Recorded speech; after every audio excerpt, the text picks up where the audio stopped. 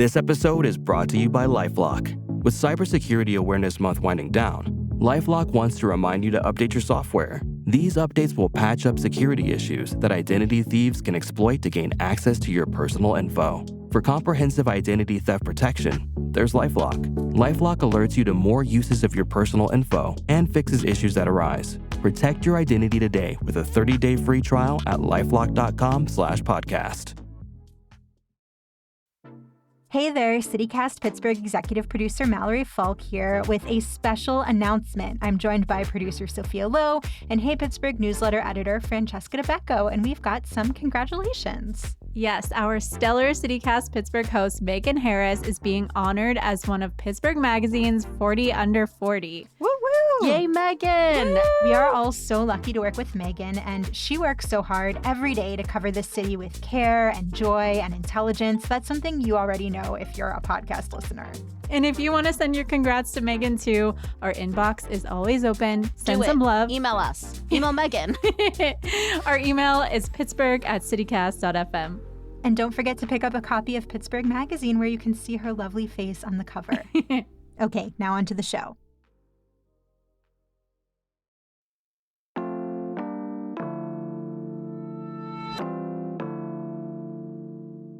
Today on CityCast Pittsburgh, we know you know all about the U.S. presidential election. And if you've heard our show recently or tried to watch anything on television or YouTube or even in your social feeds, you probably know about the U.S. Senate race for Pennsylvania between incumbent Democrat Bob Casey and Republican challenger Dave McCormick. But you may not know about 3 other statewide races here in the Commonwealth. With our friends over at CityCast Philly, we're talking about the row offices, Attorney General, Auditor General, and Treasurer, and what they mean for you. It's October 25th, a special pre-election Friday roundup. I'm Megan Harris, and here's what Pittsburgh's talking about.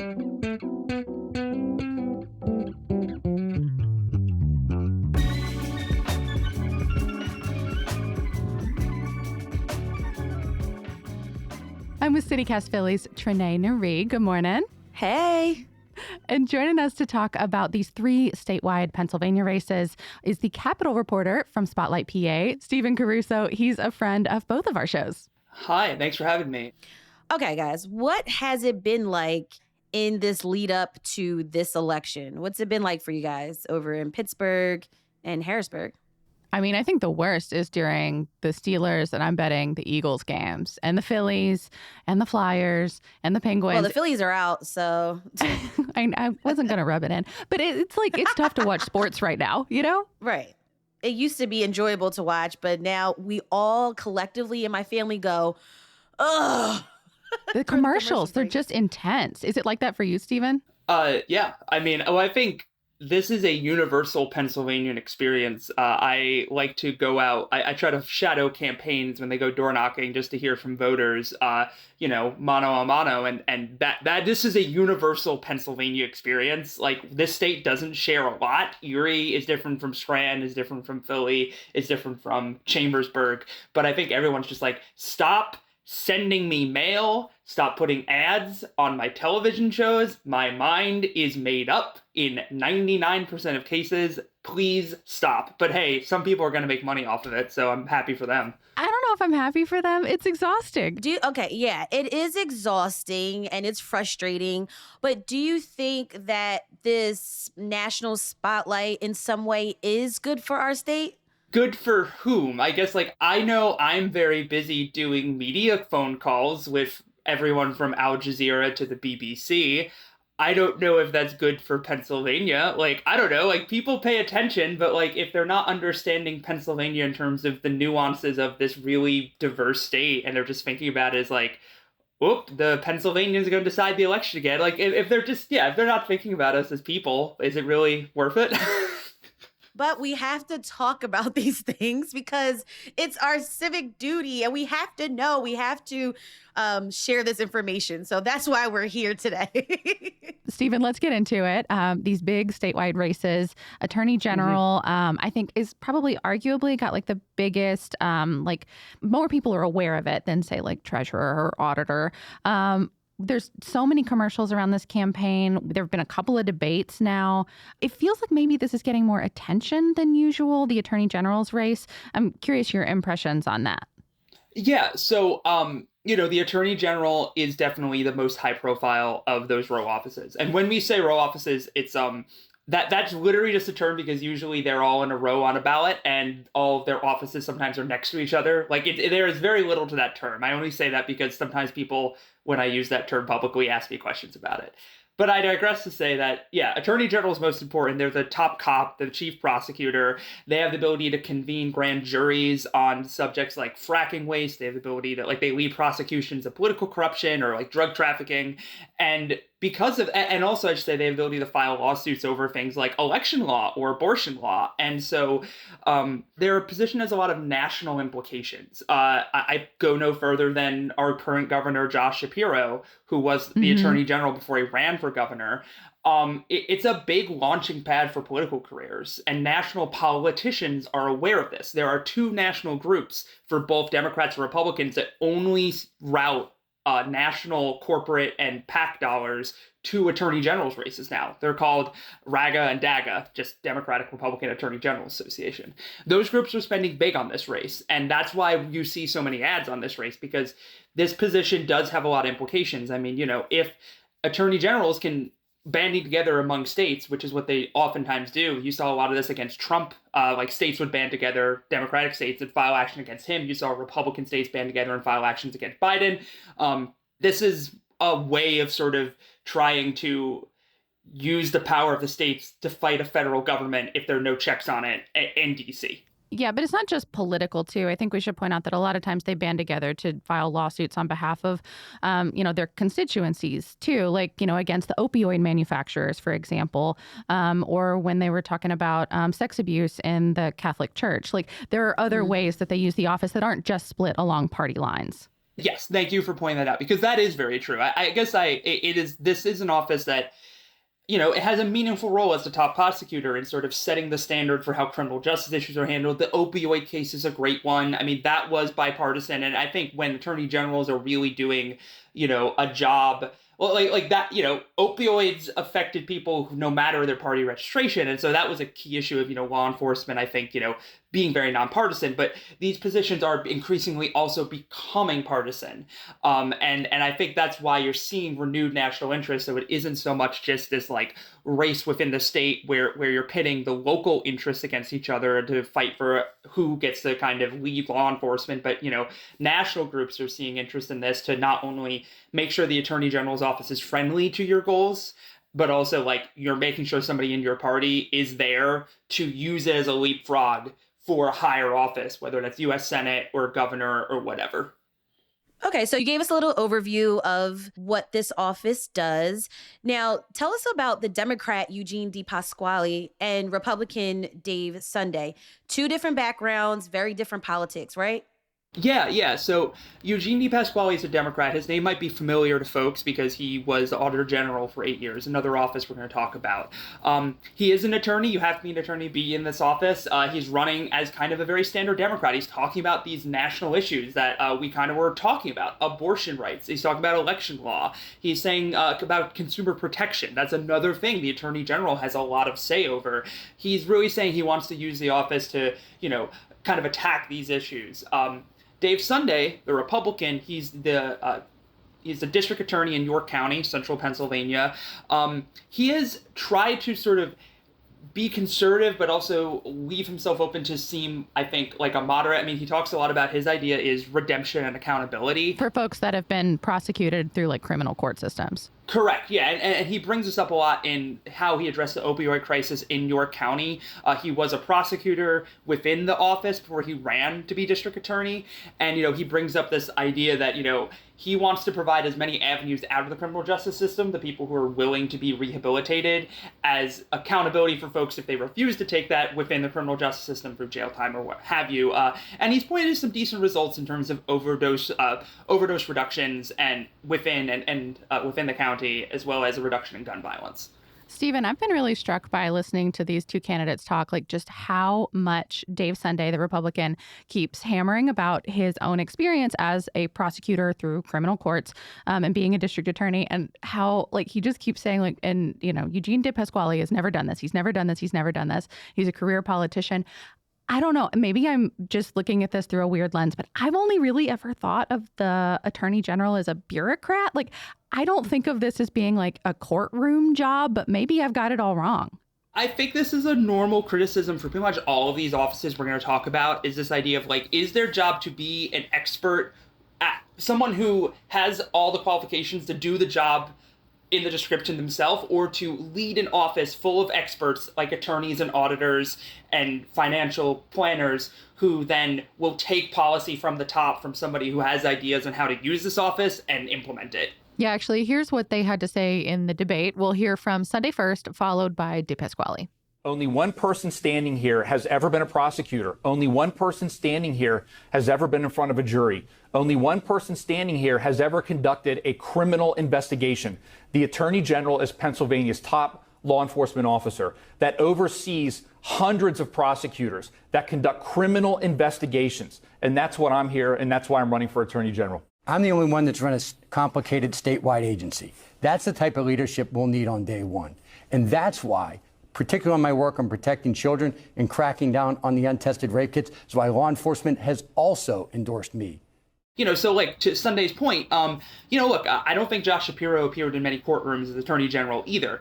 And I think that's really just up to voters to decide. How important is that for you? Do you prefer someone who has a broad vision for the office, even if they can't totally implement it? Or do you want someone who really is a nuts and bolts specialist and like understands the law and understands like how to, get results, even if it's a small thing or a less ambitious sounding thing? Yeah, I think I'd always thought of like these row offices, but also like even our governor as like sort of like glorified project managers.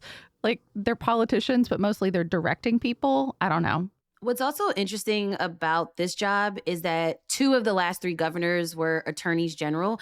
And you mentioned this earlier, Stephen, that the AG role is a launching pad for something even bigger. Do any of these candidates have bigger ambitions? I think it's hard to say at this point. Look, I mean, DePasquale's run for multiple offices. If he has any goals outside of Attorney General, he hasn't said. Sunday's name hadn't really come up except in the context of this Attorney General's race. If he has ambitions, he hasn't said. But I think it's something with all these offices. You often see, it's not just Attorney General. It's going to be Treasurer, it's Auditor General. These folks, you win one statewide office. You have an office where you could theoretically appear in any corner of the Commonwealth with taxpayer money to reveal an audit or talk about a report or a project or something you're doing. And it lets you build a statewide name. So it is a useful thing to think about is, the people you're electing to these offices are the people you want to see run for office in the future, because they very well might. Well, and I think one of the biggest differences maybe in terms of platform for these two candidates has been their what they've said about abortion.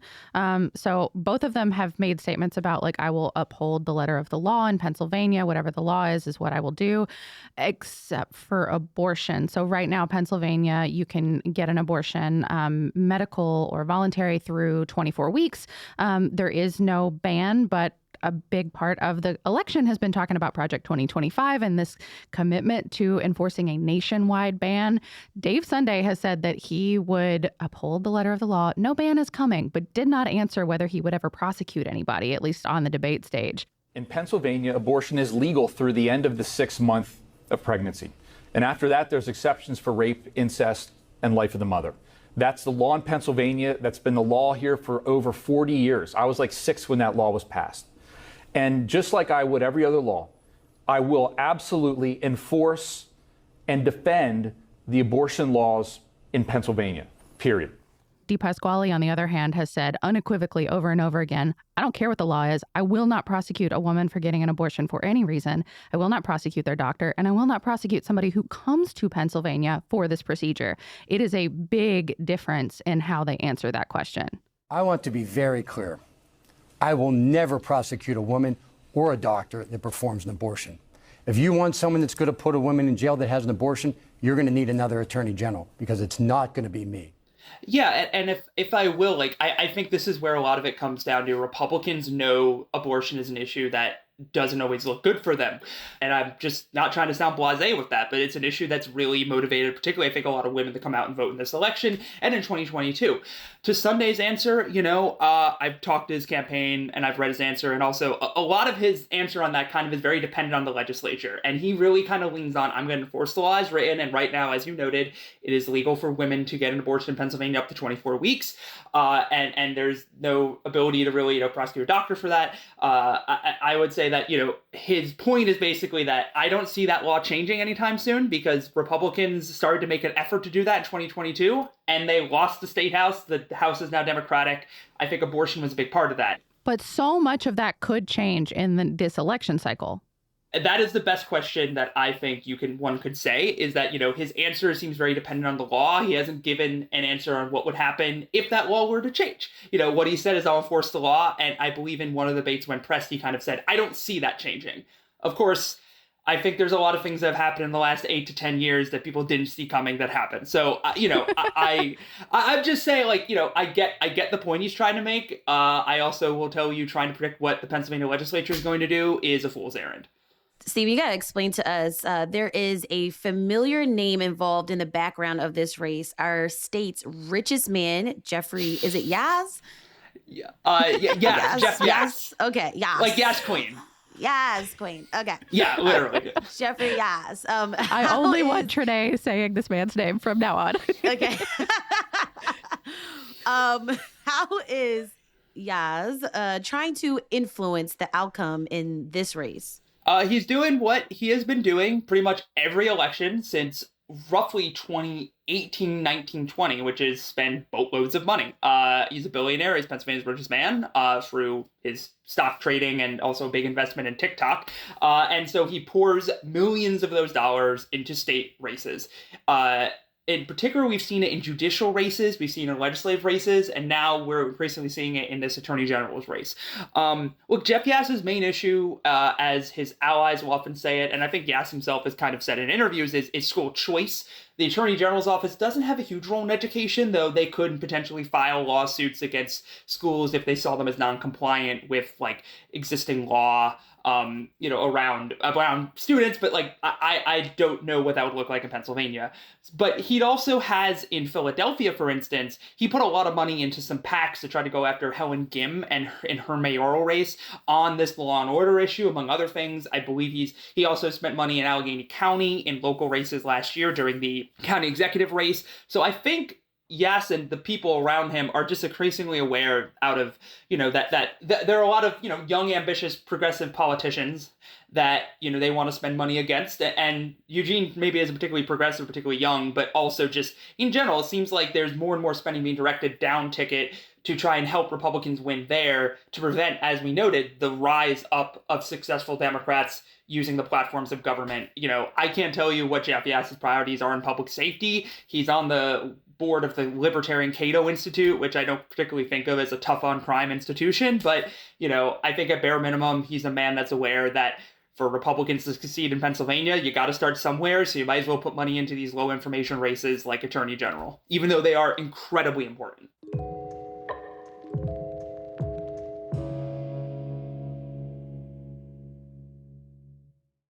So let's move on to the next position, Auditor General, which was actually Eugene DePasquale's old job.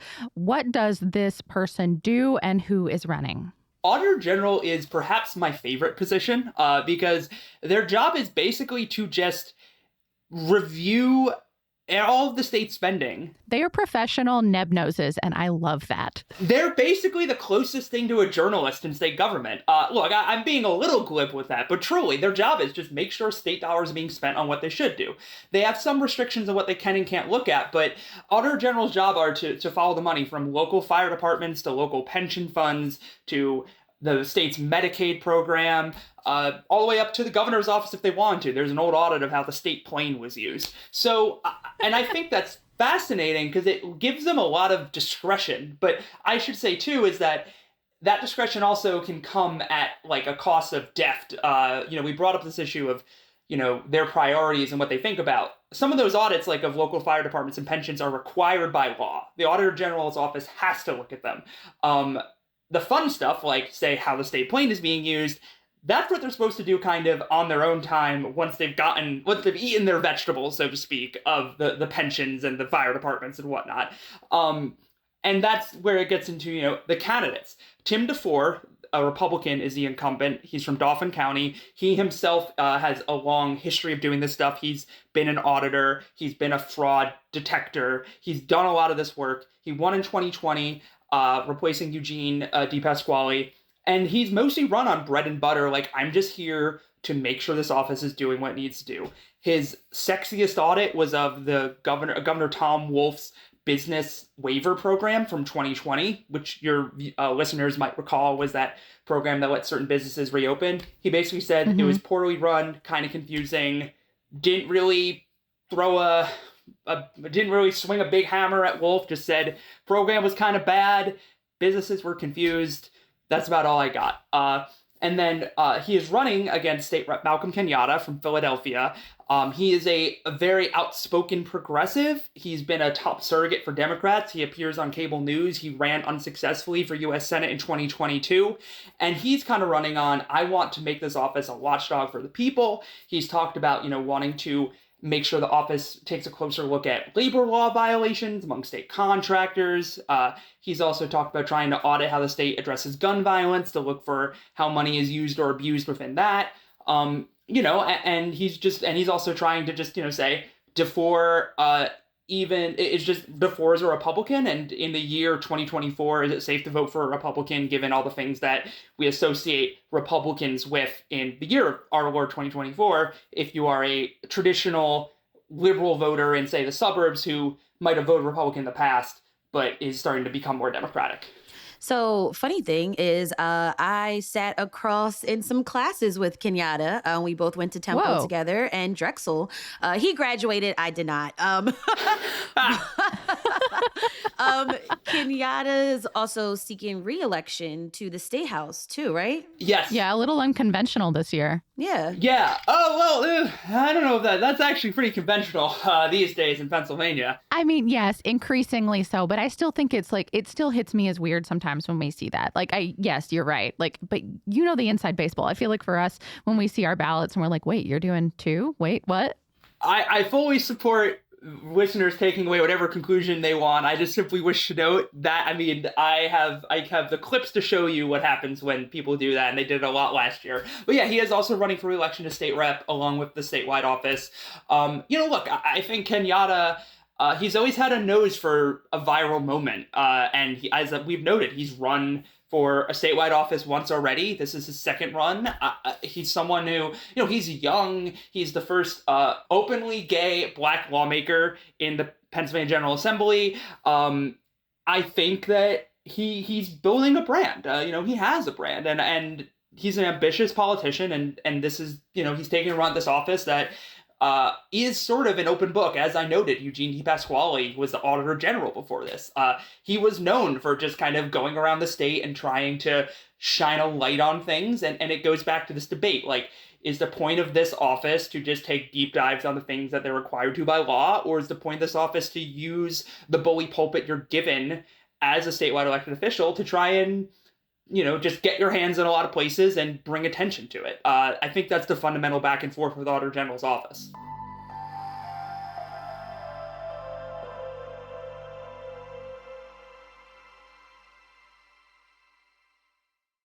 So the state treasurer's race features two women, Democratic challenger Erin McClellan and Republican incumbent Stacey Garrity. But this race is an odd one because some of the criticisms of McClellan's serial runs for office, and then Garrity, she said the 2020 election was stolen. She called to decertify results, and she's still super involved with Trump stuff now. I think that what you brought up there is fundamentally going to be the argument over Stacey Garrity. She's the incumbent. She ran for office in 2020, won in a surprise against a Democrat at the time who was in office.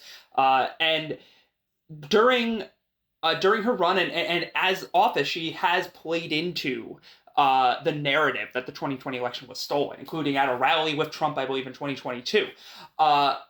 But she's also courted the unions, Pennsylvania's unions, particularly trade unions, in a really strong way. So as the treasurer, the main thing that the treasurer can kind of do is they don't decide how too much money is spent. That's what the legislature and the governor do.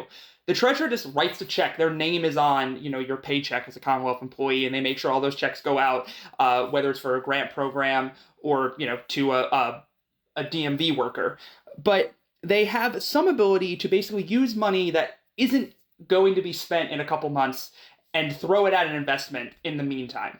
And Garrity has done that for sent money to, say, like union pension funds, healthcare plans, some other things like that are looking for dollars to invest. She also sits on the pension board where she's tried to pull money back from hedge funds. So I say all of this, that she's kind of tried to be a populist in her office, and that's appealed to some trade unions who have backed her in this election, including the carpenters, for instance, and some others. So I think, Garrity's, what she's kind of trying to do is she has this record on the 2020 election that doesn't look that great, and one of the Democrats who's going to run against her even really hammered, but she's also courted union votes, and she's now trying to present herself as a moderate, as an independent, even as a Republican, and hoping to get folks to come vote for her from the other side of the aisle. What about the Democratic nominee, Erin McClellan? I think McClellan is also what plays into this contrast that Garrity's doing. So Erin McClellan is a perennial candidate from Western Pennsylvania, from Allegheny County. She's run for office a few times and lost. She went into this primary and she won at a huge surprise against the favored party-endorsed candidate, State Rep Ryan Bizzarro of Erie. And like I said, Bizzarro was throwing a lot of these same arrows at Garrity, saying, she's a MAGA extremist, is an election denier, this, that, and the other thing. And McClellan still won in this low information race, pretty handily, I should say.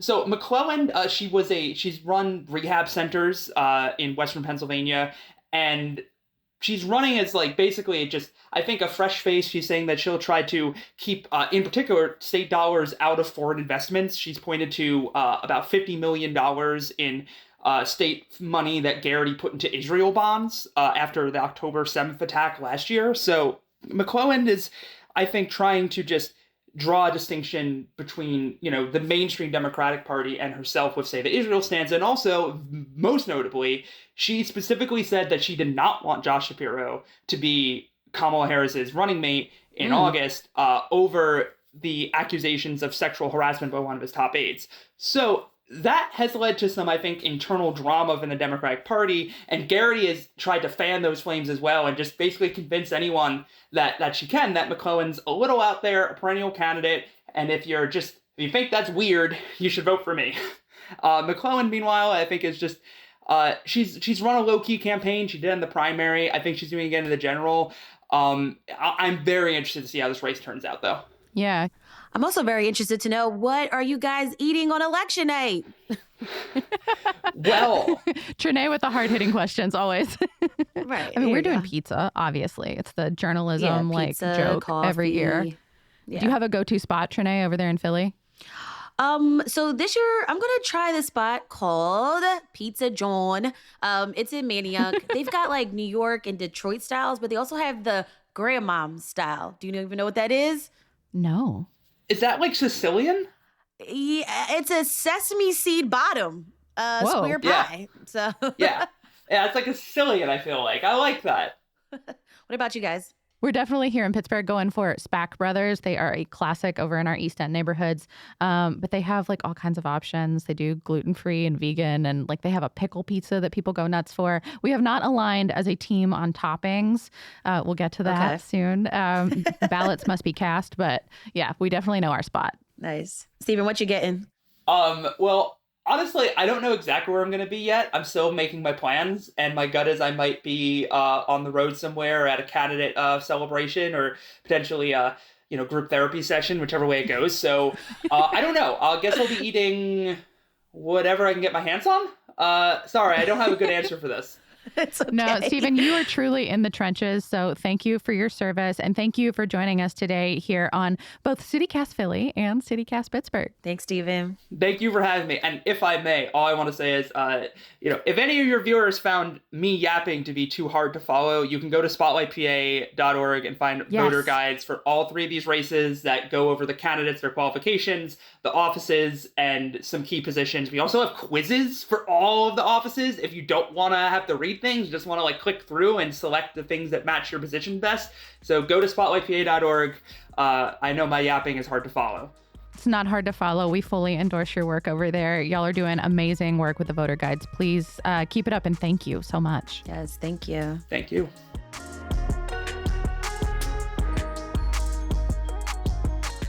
That's all for today here on CityCast Pittsburgh. Our music is by Benji. Mallory Falk is our executive producer, and our producers for the show this week include Sophia Lowe, Selena C.A. Reynolds, and our friends, of course, over on the CityCast Philly team. Francesca DeBecco writes our Hey Pittsburgh newsletter, and I am your host, Megan Harris. We will be back on Monday with more news from around the city. Have a great weekend, everyone.